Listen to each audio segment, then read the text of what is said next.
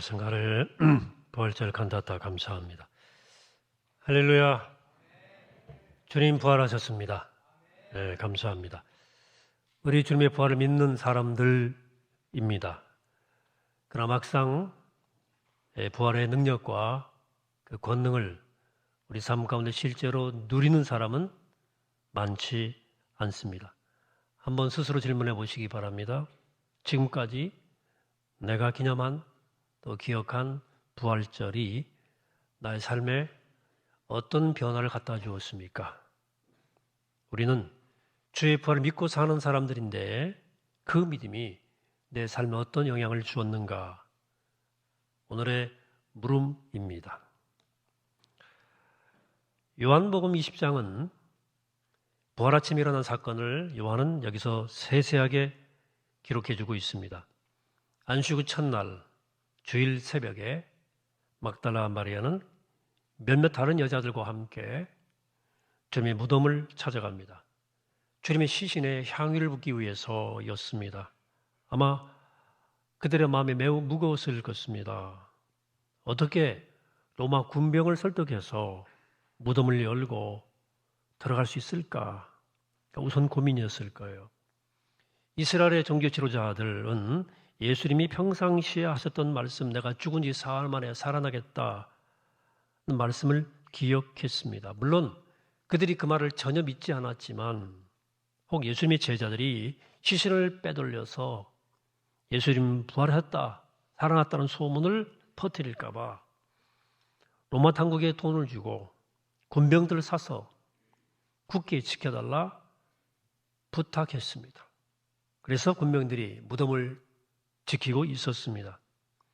자, 그 새벽 무덤을 찾아갔던 그 여인들의 마음을 한번 상상해 보시기 바랍니다. 아마 지난 사흘 동안 벌어진 일들이 믿기지 않았을 것입니다. 정말로 사랑했던 예수님, 이 참혹하게 매맞는 모습, 찔리는 모습, 뇌리에 그냥 남아있을 거예요. 십자가에 달리시던 모습, 또 거기서 하셨던 최후의 말씀들, 그리고 시신을 십자가에 내려서 무덤에 안치하던 일들, 믿기지 않던 일들이 그들에게 일어나고 말았습니다. 그 어려운 마음을 다독이면서 무덤에 도착했는데 이게 웬일입니까? 무덤에 가보니까 아무도 없고 무덤 입구를 막혔던 돌이 굴려져 있는 거예요. 들어가 보니까 예수님 시신이 없어요. 멘붕이고 충격에 빠졌겠죠. 사복음서를 종합해 보면 이 상황에서 다른 여자들은 무덤에 남아 있었고 막달라 마리아가 달려가서 이 소식을 요한과 베드로에게 전합니다. 이 소식을 들은 요한과 베드로 한번 생각해 보세요. 그들 역시 지난 며칠은 생각하고 싶지 않은 사건들이 연속이었을 겁니다. 메시아라 의심하지 않았던 스승 예수, 주님께서 갑작스런 죽음, 게다가 수제자인 베드로는 예수님을 모른다고 3번씩이나 부인하고 자책에 빠졌던 그 아침에 막달라 마리아가 찾아와서 한다는 소리가 예수님의 시신이 없어졌다는 얘기입니다. 이 얼마나 말도 안 되는 얘기입니까? 그래 바로 요한과 베드로는 무덤을 향해서 뛰어 달려갔습니다.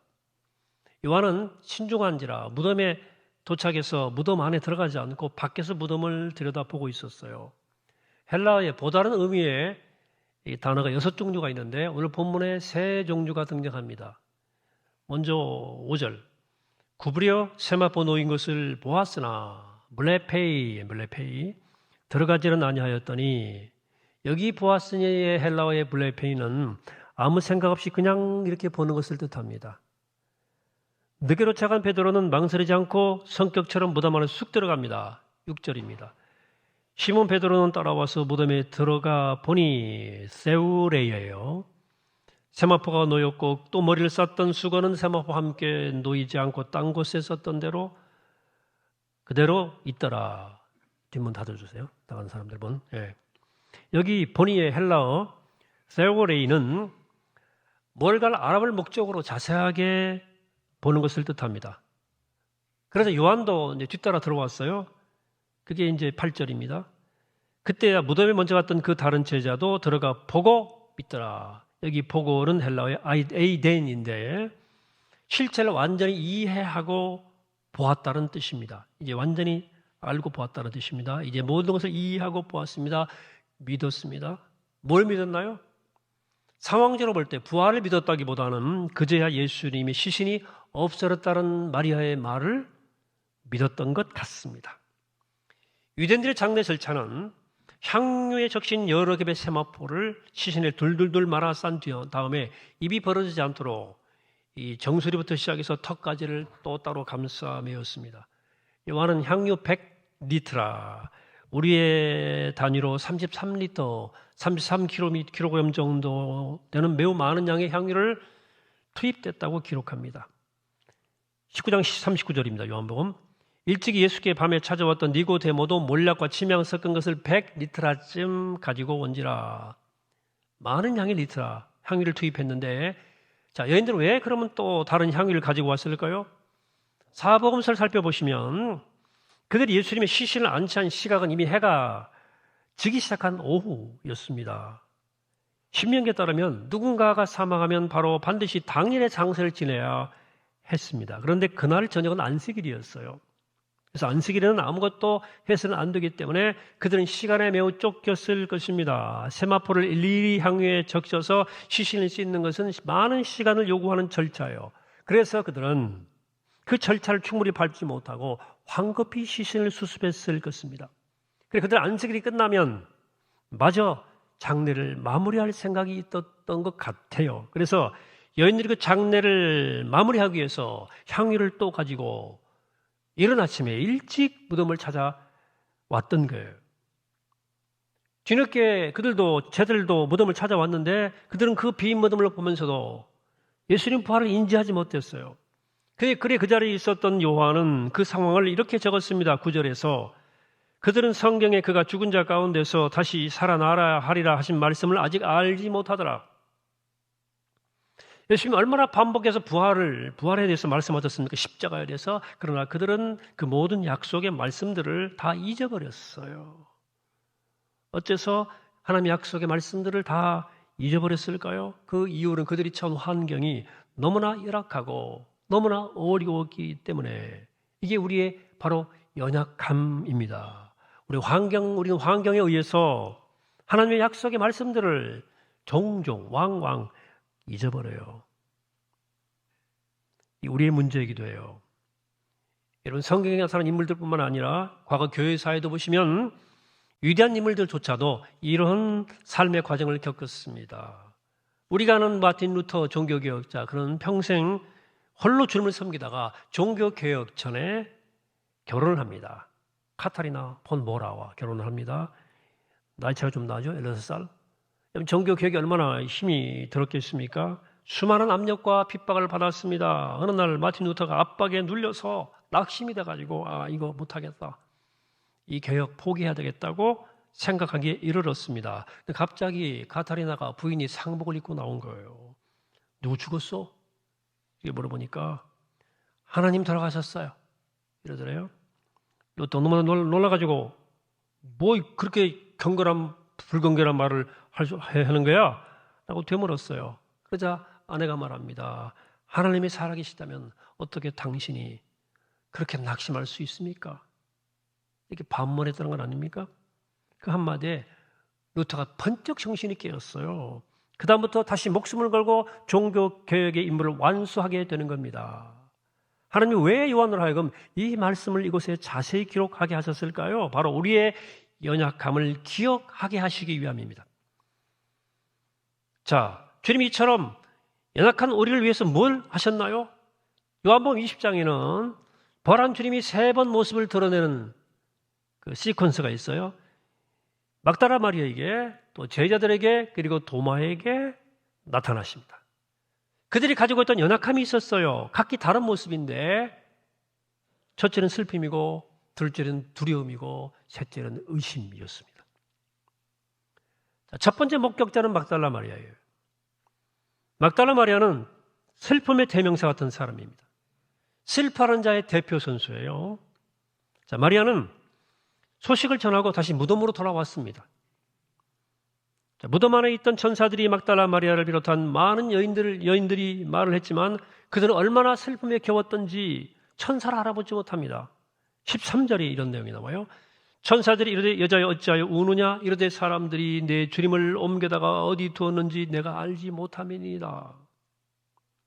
자, 마리아가 이 말할 때 예수님께서 다가오십니다. 주님이 말을 거시는데도 마리아는 그분이 주님이신 것을 못 알아봐요. 14절입니다. 이 말을 하고 뒤로 돌이켜 예수께서 서 계신 것을 보았으나 예수이신 줄을 알지 못하더라. 예수께서 이르시되 여자여 어찌하여 울며 누구를 찾느냐 하시니 마리아는 그가 동산칭인 줄 알고 아뢰되 주여 당신이 옮겼거든 어디 두었는지 내게 이르소서. 주님과 말을 하면서도 주님을 마리아가 몰라 뵀어요. 주님이 살아나시라고 꿈에도 생각하지 못할 뿐만 아니라 너무나 큰 슬픔에 빠져 있었기 때문입니다. 이게 우리의 모습 아닐까요? 우리 너무 큰 슬픔을 당하면 아무것도 안 보입니다. 멘붕이 되는 거죠. 하나님 가까이서 그때 말씀하셔도 못 알아듣습니다. 약속의 말씀도 까마득히 잊어버립니다. 이건 우리들이 얘기해요. 자, 그런데 우리의 슬픔 때문에 약속의 말씀조차 잊어버릴 그때 부활하신 주님이 무슨 일을 하셨습니까? 오늘 쭉 본문 20장 내려가면 슬픔에서 준 마리아를 향해 주님께서 딱 한마디 하셔요. 마리아야, 마리아야 그러십니다. 이 말 한마디에 마리아는 그분이 주님이심을 퍼뜩 깨닫습니다. 그 새벽에 외간 남자가 자신의 이름을 알 턱이 없고 그렇게 다정스럽게 부를 턱이 없기 때문입니다. 부활하신 주님은 이렇게 슬픔 가운데 빠진 우리에게 다가오셔서 여러분들의 우리의 이름을 부르십니다. 인격적 만남이요. 이날 이후 마리아 삶이 달라져요. 슬픔이 변하여 기쁨이 되었습니다. 이것이 부활의 권능입니다. 두 번째 부활하신 예수를 만난 사람들은 제자들입니다. 이 제자들은 두려움의 대명사입니다. 그날 저녁 그들이 모였어요. 그들 마음이 얼마나 뒤숭숭해질지 한번 상상해 보시기 바랍니다. 야, 시신이 없어졌대.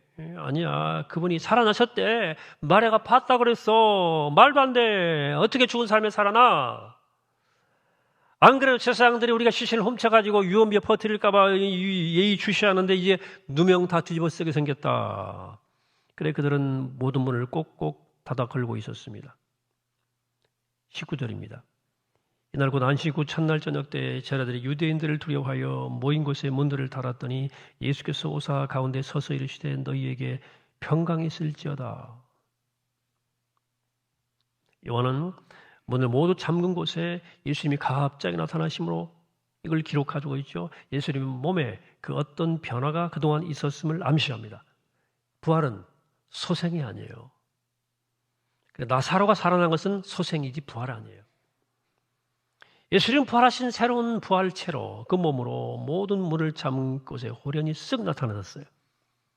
그래 제자들 중에는 여전히 믿지 못하는 사람들이 많았던 것 같습니다. 유령인가? 영이 살아나신 건가? 그래 예수님은 자신이 영이 아니라도 육체의 힘을 또 보여주십니다. 이게 중요한 대목들이에요. 요한복음 20장 20절. 이 말씀을 하시고 손과 옆구리를 보이시니 제자들이 주를 보고 기뻐하더라. 예수께서 또 이르시되 너에게 평강이 있을지어다. 아버지께서 나를 보내신 것 같이 나도 너희를 보내노라. 주님은 두려움에 빠져서 자신들의 신분조차 다 까먹었던 망각했던 그들에게 찾아오셔서 샬롬을 전하시고 그들의 신분과 사명을 일깨워 주신 거예요. 여러분 삶은 절대로 만만치 않습니다. 녹록치 않습니다. 그리고 우리 역시 얼마나 자주 두려움에 빠지는지 몰라요. 내 힘으로 모든 문제를 해결해야 할 것처럼 느껴질 때가 너무나 많습니다. 내 앞에 닥친 문제는 너무나 크고 내 힘은 너무나 적어요. 그럴 때마다 우리는 두려움의 노예가 됩니다. 저 역시 그랬습니다. 33살 나이에 첫 담임 목사로 나갈 때 두려웠어요. 낯선 타양, 처음 살아보는 경상도 생활이 막막했습니다. 제가 장성복교회 부임할 때도 성북교회 목회를 시작할 때도 사실은 두려웠어요. 저는 단 한 번도 자신만만 적이 없는 사람이에요. 저는 노심초사형이에요. 제 삶을 돌아보면 제 목회는 제가 한 것이 아니고 하나님이 하셨고 주님이 저를 돌봐주셨고 주님이 제가 두려울 때마다 저를 찾아오셔서 저를 붙잡아 주셨어요. 그날 제사장이 나타나셔서 샬롬, 평안을 주신 그 주님은 우리에게도 나타나셔서 동일한 그 평안을 주십니다.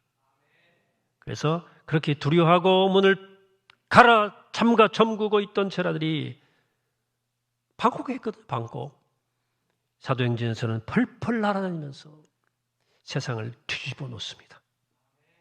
그것이 가능한 이유는 그들이 부활의 권능을 얻었기 때문입니다. 주님은 오늘 또 그 권능을 우리에게 부어주시기 원하십니다. 바로 주님 만나고 나서 제자들은 바뀌었어요. 뒤집어졌어요. 그래 세상을 뒤집습니다. 여러분 우리도 그런 삶을 살 수 있습니다. 부활의 권능으로. 세 번째로 부활하신 예수님을 만난 사람은 도마입니다. 도마가 대표하는 것은 의심이에요. 도마는 그날 전혀 그 자리에 없었습니다. 그리고 모든 제자가 한 목소리로 증언함에도 불구하고 우겨요. 나는 못 믿겠다. 내가 살아계신 주님의 손바닥에 난 못자국을 내 손가락을 집어넣어 보고 허리에 장자국에 내 손을 넣어보지 않고는 못 믿겠다라고 말할 때 주님이 쓱 나타나셨어요. 주님 말씀하시면 도마야 와서 내 손에 네 손가락 넣어봐라. 확인해봐. 도마가 손 넣어봤습니까? 못 넣고 항복합니다. 그 자리에 무릎 꿇고 My Lord, my God. 주님은 나의 주시며 하나님이십니다. 이렇게 고백하고 맙니다. 여러분 도마 의심만 타고 생각지 마세요. 도마 얘기 아닙니다. 우리 얘기예요. 하나님 역사하심을 어떻게 믿지 못하는지 그 많은 설교, 그 많은 간증을 듣고도 못 믿는 거야. 우린 근본적으로 의심이 많은 존재예요. 회의하는 존재예요. 그러나 주님은 우리 마음에 의심이 있다고 그래서 한 번도 우리를 내팽기 적이 없어요. 오히려 그 우리의 마음에 있는 의심을 통해서 확신을 주시는 거예요. 여러분 그렇습니다. 부활 사건은 슬픔에 젖어 있던 막달라 마리아의 막달라 마리아, 두려움 속에 빠져 있던 제자들, 그리고 직접 확인하기 전에 믿지 않겠다고 의심에 가득 차 있던 도마에게 친히 다가오셔서 그들의 그 모든 실존적 문제를 해결해 주신 주님을 보여주는 거예요. 요한복음은. 슬픔에 빠져 있던 여인은 기쁨 가운데 인생을 살게 되었습니다. 두려움에 빠져있던 제자들은 목숨을 걸고 이제 주의 복음을 증거하면서 세상을 뒤집어놓는 용사들이 됩니다. 의심 많던 도마는 저 멀리 인도까지 가서 복음을 전하는 확신의 사람이 되었어요. 그렇습니다. 부활하시고 진리에 찾아오셔서 마리아의 슬픔과 제자의 두려움과 도마의 의심을 물리신 주님은 오늘도 우리를 찾아오셔서 우리의 슬픔과 우리의 두려움과 우리의 의심을 내몰아 주십니다. 사랑하는 여러분, 주님 부활하셔서 오늘도 우리를 찾아오십니다. 찾아오셔서 우리의 이름을 불러주시고 우리의 슬픔을 기쁨으로 변화시켜 주십니다. 우리의 두려움을 생명의 능력으로 변화시켜 주십니다. 우리가 의심을 떨쳐내고 확신으로 살아갈 수 있도록 우리를 도와주십니다. 바라기는 이 부활의 능력이, 이 부활의 권능과 권세가 우리 모두에게 가득하게 임하게 되기를 이 아침에 주 이름으로 간절히 축원합니다. 기도하겠습니다. 거룩하신 하나님, 슬픔 가운데 젖어들었던 한 여인은 기쁨으로 춤추며 살게 되었습니다. 부활한 주님의 권능으로 그리했습니다. 두려워 벌벌 떨던 제자들은 이제는 목숨 걸고 주의 복음을 증거하는 용사들이 되었습니다. 부활의 권능이 그리하게 만들었습니다. 의심 많던 도마는 이제 깨어서 복음을 땅끝까지 전하는 확신의 사람이 되었는데 부활의 권능이 그리하였사오니 오늘 저에게 찾아오셔서 부활한 주님 모습을 보신 주님의 권능을 통해서 우리 똑같은 권능을 얻어 이 땅을 기쁨과 능력과 확신으로 살아가는 주님의 귀한 제자 될 수 있도록 함께하여 주옵소서. 감사드리옵고 예수 그리스도 이름으로 기도하옵나이다. 아멘.